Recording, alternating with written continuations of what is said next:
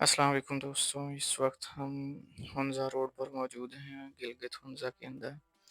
लेकिन आपको एक कहानी सुनानी है। कभी आपने जंगल के अंदर एक सफ़ेद सी लकीर लंबी सी देखी होगी जो सांप की तरह रेंगती है। लेकिन ये सांप नहीं होता बल्कि सैकड़ों कैटरपिलर्स होते हैं, यानी लाल बेग के बच्चे एक कतार में चल रहे होते हैं। वैसे तो ये कुदरत का एक दिलचस्प और हैरत अंगेज मुजाहरा है। ये नन्हे कीड़े एक कतार में इस तरह चलते हैं जैसे वो किसी बड़े जानवर का हिस्सा हों। इसका फ़ायदा एक तो ये होता है कि शिकारी इन्हें बड़ा जानवर समझकर हमला करने से गुरेज करते हैं।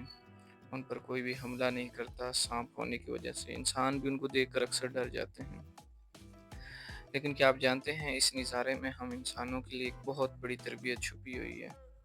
कुदरत हमें सबक देती है कि इत्तेहाद में ताकत है। ये कैटरपिलर्स हमें डिसिप्लिन, नज़्म ज़ब्त, इत्तेहाद और एक साथ चलने की तालीम देते हैं। अगर नन्हे कीड़े अपने दुश्मनों से बचने के लिए एक तरतीब में चल सकते हैं तो हम इंसान क्यों नहीं? हम इंसान अपनी ज़िंदगी में इत्तेफाक क्यों नहीं पैदा कर सकते? हम इंसान अपनी ज़िंदगी के अंदर एक नज़्म ज़ब्त क्यों नहीं ला सकते? ये मंज़र आपको जनूबी और वस्ती यूरोप, शुमाली अफ्रीका, मशरक़ी वसत और एशिया के जंगलात में नज़र आ सकते हैं। ख़ास तौर पर बहार और गर्मियों के मौसम में तो ख़ास तौर पे आपको नज़र आएंगे। जब आप अगली बार किसी पार्क या जंगल में जाएं तो ज़मीन पर ऐसी कतार देखें तो रुक कर सोचें, कुदरत हमें खामोशी से सबक सिखा रही है, इत्तेहाद का, नज़्म ज़ब्त का। आज मुसलमानों की मौजूदा हालत को देखें तो इस बात को आपको पता चलेगा कि मुसलमानों के अंदर इत्तेहाद की अब बशर ज़रूरत है। आज इसराइल ने ईरान पर हमला किया है और उसकी एटमी तंसीबात को तबाह कर दिया है। इससे पहले वो गज़ा को यानी फ़लस्तीन को तबाह कर चुका है। लबनान के अंदर उसने तबाही फैलाई है। शाम को उसने ख़त्म कर दिया, उसके सारे फ़ौजी असासे ख़त्म कर दिए। एक-एक करके वो मुसलमान ताकतवर मुल्कों को या जिससे उनको ख़तरा है वो ख़त्म करते जा रहे हैं और मुसलमान एक दूसरे का मुँह-जिस देख रहे हैं। हर कोई अपनी बारी के इंतज़ार के अंदर है कि हमारी बारी कब आएगी। अगर ये नज़्म ज़ब्त का मुज़ाहरा करते तो ये आज एक ज़ालिम के हाथों बर्बाद ना हो रहे थे। अमेरिका और पूरा यूरोप इसराइल की कमर पे खड़ा है। एक छोटा सा मुल्क होकर उसने पूरी दुनिया के मुसलमान मुल्कों को आगे लगाया हुआ है। हमारे अरब जिनसे हमें सबसे ज़्यादा उम्मीदें वाबस्ता थीं वो उनके आगे झुके हुए हैं। अरबों ने जंग अज़ीम अव्वल के अंदर खिलाफत उस्मानिया के साथ गद्दारी करके, मुनाफ़िक़त करके जो उम्मत मुसलमा की कमर में खंजर खोंपा था, आज उससे ज़ख्म रिसने लग गया। एक दिन इन ममालिक की, इन अरबों की बारी भी आएगी। लेकिन एक-एक करके क्यों? आज भी हम एक मुसलमान मुल्क के साथ खड़े क्यों नहीं होते? हमारे नज़रियाती इख्तलाफ़ात हो सकते हैं, हमारे मसलकी इख्तलाफ़ात हो सकते हैं, लेकिन हम अपनी बारी को क्यों नहीं समझ रहे? ग्रेटर इसराइल बनाने के लिए वो जितनी कोशिश कर रहे हैं, मुसलमान खुद डूबता जा रहा है।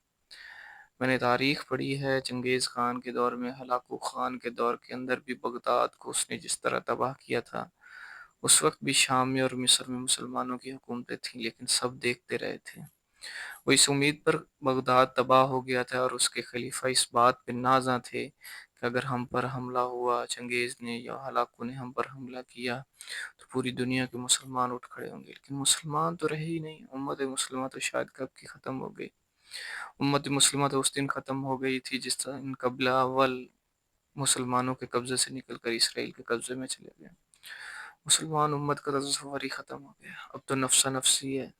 हर कोई अपने-अपने झंडे पकड़कर, हर कोई अपने-अपने मुल्क के पासपोर्ट पकड़कर, अपने कौमी तराने बनाकर, अपना-अपना आइन लेकर बैठा हुआ है। खिलाफत का तसव्वुर तो ख़त्म हो चुका है। अब तो मेरा मुल्क, मेरे लोग, मेरा मुल्क, मेरा लोग। लेकिन दुनिया, गैर मुस्लिम दुनिया ख़ास तौर पर सब मुसलमान को एक ही नज़र से देखती है। उनकी नज़र में सब मारे जाने के काबिल हैं और यहूदियों को तो ख़ुसूसी तौर पर इस बात का गुमान है कि वो बड़ी बरतर कौम है। अल्लाह से उम्मीद करते हैं कि अल्लाह ताला पाकिस्तान की हिफाज़त फ़रमाए और मुसलमान लोगों के अंदर इत्तेफ़ाक को पैदा फ़रमाए और मुसलमान मुल्कों के साथ खड़ा होने की तौफ़ीक अता फ़रमाए। नहीं तो ओआईसी और अक़वाम मुत्तहिदा कोई काम नहीं आएगा। صرف مار کھائیں گے ایک ایک کر کے، اپنے باری کے انتظار میں مار کھائیں گے۔ اللہ سے دعا ہے کہ اللہ تعالی ہمیں حق پہ جان دینے کی توفیق عطا فرمائے۔ شکریہ۔